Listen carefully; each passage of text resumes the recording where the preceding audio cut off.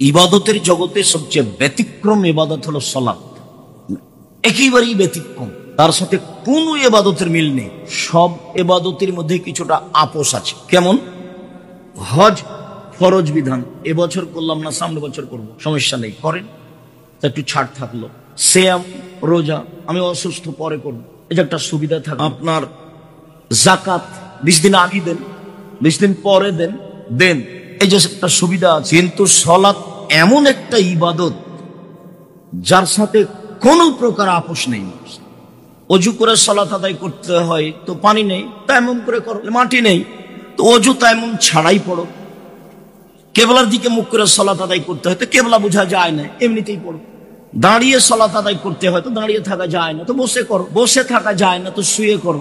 পরিষ্কার কাপড় পরে সালাত আদায় করতে হয়, পরিষ্কার কাপড় নেই, যে কাপড়ে পেশাব পায়খানা লেগে আছে সেটা পরেই সালাত আদায় করো।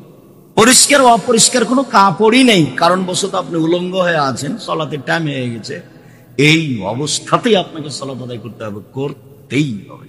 পৃথিবীর এক ব্যতিক্রম ইবাদত যা মানুষের সাথে কোনো সময় আপোষ করে না, এবং তার কাফারা মিথ্যা কথা।